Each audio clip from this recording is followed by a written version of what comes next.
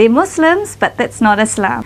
I hadn't actually told my parents that I had become a Muslim, and I stopped drinking, and we are respected for our deen, we are respected for our intellect, we're not respected for our bodies, we're not seen as sexual objects.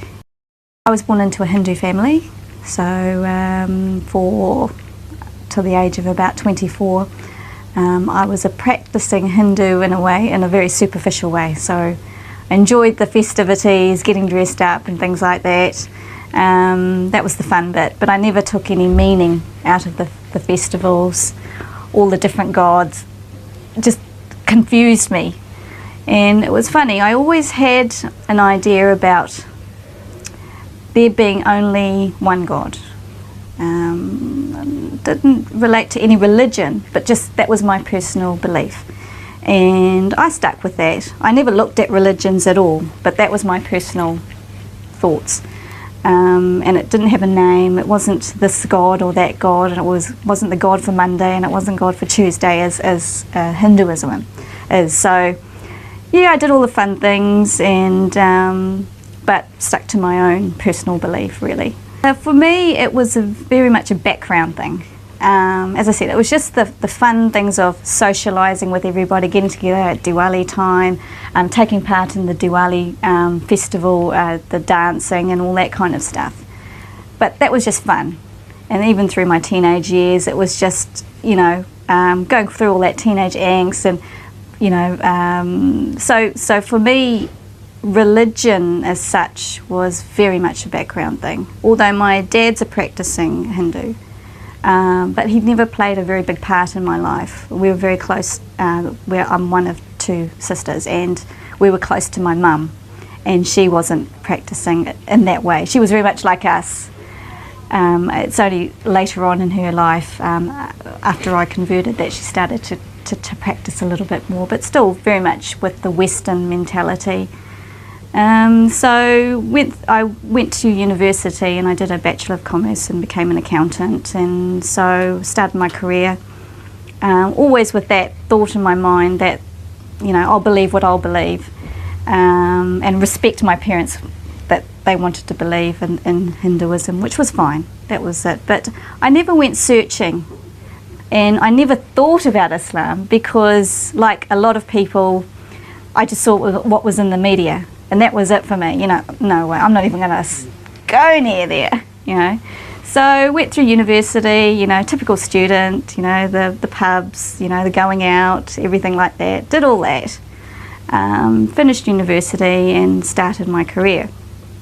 And it was just through meeting people and reading, and them giving me books, and just becoming acquainted with Muslims, that I finally realised that, hey, what I'm seeing in the media is not what it's all about.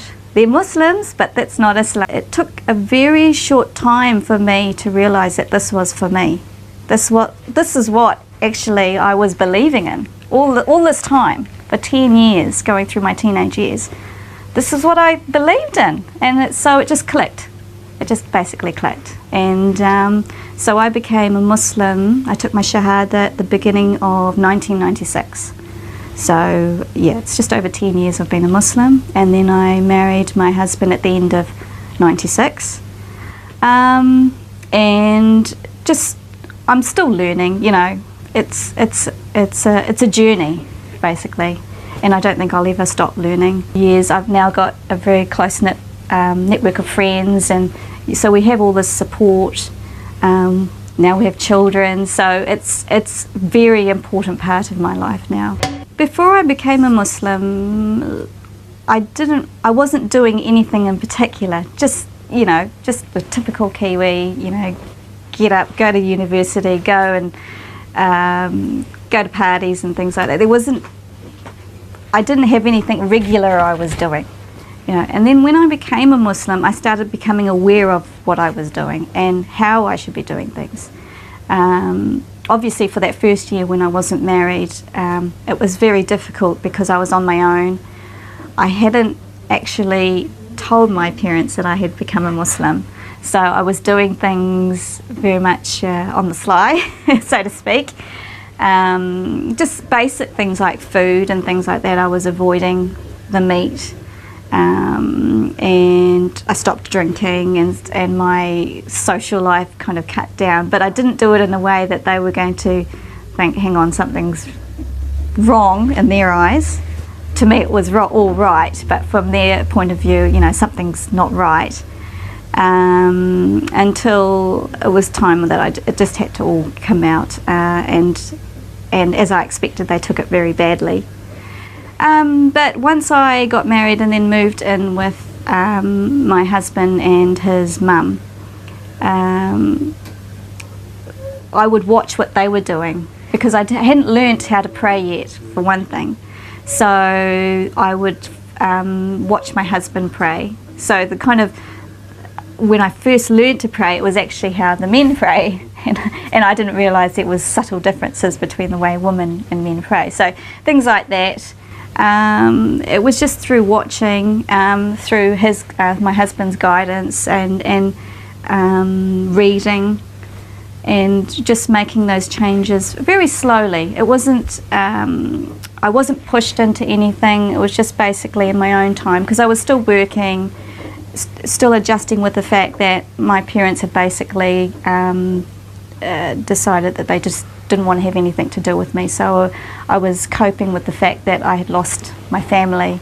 So everything happened very, very slowly, but the one thing was that I was starting to make cautious effort as to what everybody around me was doing. And alhamdulillah, my mother-in-law, she became my mother, and she's very spiritual, she's very strong in her deen, and so she's been a very good role model for me. And also my husband, he does a lot of reading and things like that, so I could ask all the questions that I needed from them.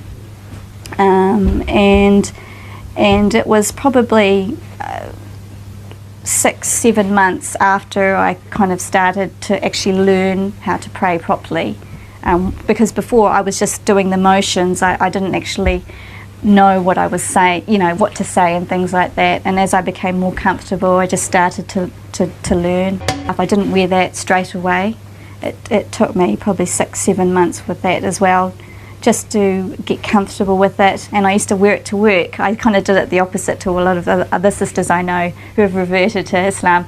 They used to wear it in the weekends and not to work. Well, I started wearing it to work and not in the weekends. And it was, the funny thing was, my husband didn't even realise I was wearing it, because he used to go to work before me. I'd go to work with my scarf on, I'd come home and take it off, and then he'd come home, and then one day he went to work late and and saw me wearing my scarf, and I was like, what? So alhamdulillah, it just, you know, everything comes, alhamdulillah, when it gets into your heart, and when I'm ready, and Allah guides you. When I started wearing the scarf, it was funny. It was actually after the death of my husband's grandmother, and during the time when people used to come and sit, I wore the scarf out of respect. And just from wearing it that one day, I felt, well, I feel really comfortable with this. I'll just see how I go, type of thing. So I started wearing it to work, and the first few days I just said it was because of the death in the family. I didn't want to explain. I wasn't quite ready for that yet. And then as I got more comfortable with it, I was wearing it every day. And they weren't shocked or anything like that. They were just curious. They would just ask me outright, because they knew me very well. I'd been at that job for nearly 3 years, so they knew me really well. And so they were quite comfortable to come up to me and say, hey, you know, what's that thing on your head?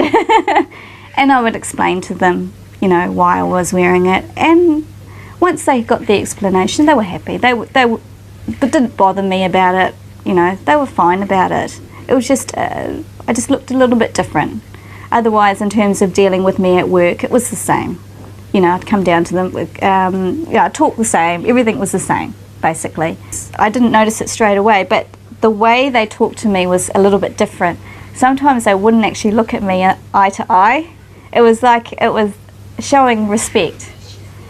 And I noticed that even more when I went to work. I used to work, from there I went to another job, and I used to work for AFCO at their head office.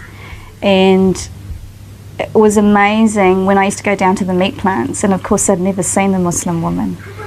You know, and just the response from them, they you know, they have 6-foot giant men looking at me, and they would just kind of bow their head. They just couldn't look me in the eye.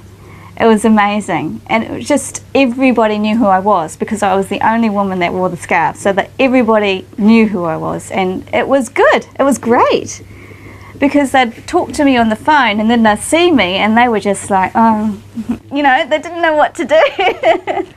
So in a way, it was, alhamdulillah, I got a great response because people started asking questions about Islam. New Zealand can benefit from what we see in Islam, the rights of women. You know, I mean, you go in the motorway, you see these billboards of women, and you just think, they just got no clue, absolutely no idea what they're doing, you know? And they have no idea just how much respect, you know, Muslim women have in the house, with other sisters, with brothers, because we are respected for our deen, we are respected for our intellect, we're not respected for our bodies, we're not seen as sexual objects, you know. And I think New Zealand women need to see that they're not sex objects, they're people, you know, Allah Ta'ala made them, and they need to be treated equally as men.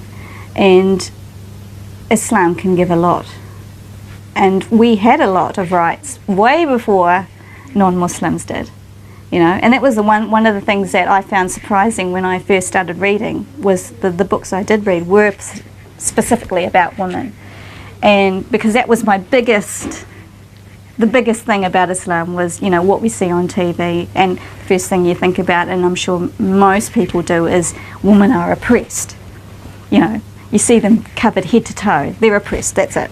That's the end of the story. You know, and to know that we had rights when Islam came in, and these women are losing their rights. They haven't come forward, they've gone backward. And I think Islam, in terms of women's rights, can give a lot to New Zealand. They can show them the way that women can be respected for the right reasons, not the wrong reasons. Alhamdulillah, I feel I'm lucky that I've been brought up in New Zealand, and I'm a Muslim in New Zealand. I think because it makes us a lot stronger than that. We have to be aware of the differences between non-Muslims and Muslims, and we have to be aware of our surroundings, of protecting our children. It's not like you're in a Muslim country, you take a lot of things for granted. You're eating halal food, there's no alcohol, there's a mosque around the corner, there's, you know, your children are playing with Muslim children, all those types of things. We don't have that luxury here. We have to always be on our guard. And I think that makes us, you know, personally, I think as a mother as well, it makes me a lot stronger because I have to be aware of what my daughter is doing. And she is following what I'm doing. I don't want her to follow the next door neighbours, you know, the ladies next door, or what she's seeing on TV and things like that. So I have to be stronger for them, because they are the next generation, and they're in a time when things are really hard for Muslims. And we have to be strong and positive about our identities, not be scared of being Muslim, and being proud of our religion. So alhamdulillah, I'm glad I'm in New Zealand and I'm not in the Middle East, because yeah, we have a harder job, and I think that makes us, although we have to do the hard work, it does pay off, alhamdulillah. And I want to see my children growing up as good Muslims, inshallah.